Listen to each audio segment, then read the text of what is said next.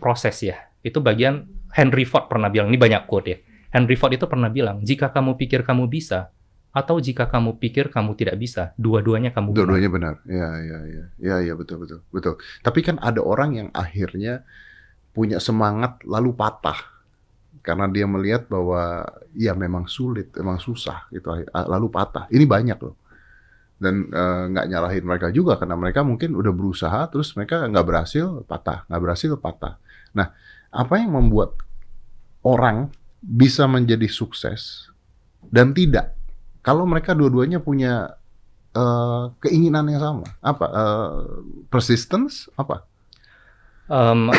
Mulainya semuanya dari pola pikir kalau menurut saya, Mas Dedi. Jadi seorang profesor di Stanford namanya Carol Dweck, dia pernah membuat teori bahwa manusia itu cuma punya dua pola pikir.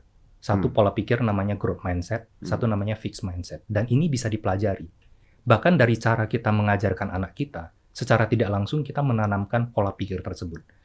Growth mindset adalah orang-orang yang punya pola pikir bahwa semuanya itu proses, yang tidak ada instan dan bukan masalah bakat saja. Gitu.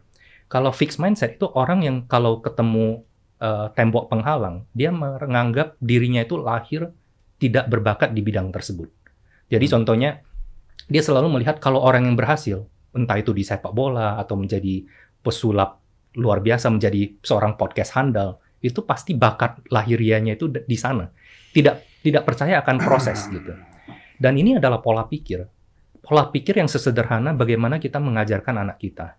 Jadi kalau anak kita pulang bawa rapor, nilainya matematikanya tinggi, terus kita puji, kamu pintar sekali. Ketika nilai olahraganya jelek, dibilang bahwa kamu bodoh di bidang olahraga. Secara tidak langsung, anak yang masih kecil berpikir bahwa udah dipetak-petakin bahwa I'm good at here, I'm not good at here, and I need to accept. Gue harus terima kalau gue nggak bagus di sini. Tapi cara mendidik orang growth mindset itu berbeda. Kalau dia bawa pulang nilai bagus, yang dipuji itu prosesnya. Kamu dapat nilai bagus karena kamu kemarin belajar.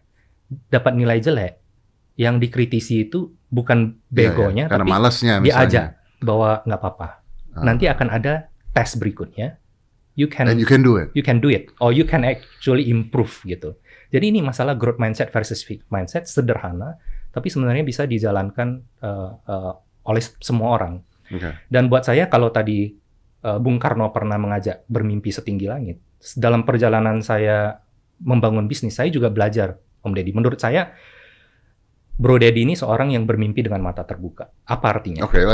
Coba terangkan. Gue bermimpi dengan mata terbuka nih ya. Terangkan. Buat saya, orang-orang bermimpi dengan mata terbuka, apa yang mereka mimpikan, pikirkan, ucapkan, lakukan, itu konsisten. Mimpikan, pikirkan, ucapkan, lakukan, konsisten. Sederhana, tapi kebanyakan orang tidak melakukan itu.